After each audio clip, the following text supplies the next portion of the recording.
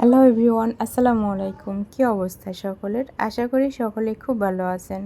মধ্যরাতের আরও একটা ভিডিও নিয়ে চলে আসলাম। যদিও মধ্যরাতে সেরকমভাবে ভিডিওগুলো ভালো আসে না, কিন্তু কি আর করার, ইচ্ছে না থাকলেও তো পেটের দায়ে অনেক সময় অনেক কাজ করার লাগে, সেটা দিনে হোক বা রাতে, তাই না?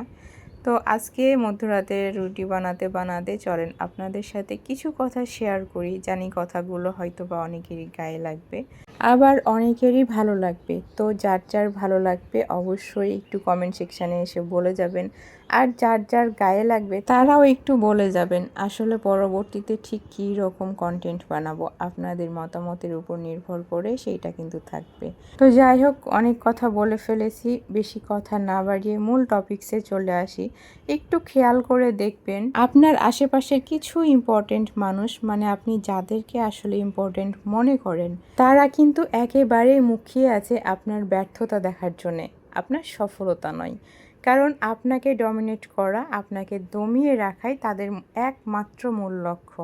একটা কথা মনে রাখবেন, আপনার সফলতা যখন দেখবে তখন অনেকেই হিংসায় জ্বলবে, তবে আপনার ব্যর্থতা দেখার জন্যও কিন্তু অনেকেই মুখিয়ে আছে, আর তারা দূরের কিন্তু কেউ না, আপনার নিকট আত্মীয় কিছু লোকজন, যারা কিনা আপনার সামনে তো একরকম থাকে, আবার আপনার আড়ালে অন্যরকম।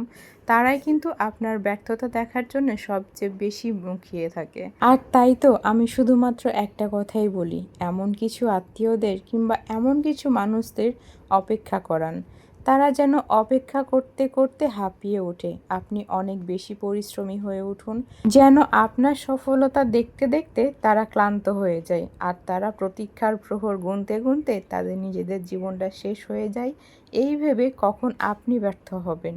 আর এই কথাগুলো একটু মেনে চলুন, দেখবেন জীবনটা সুন্দর।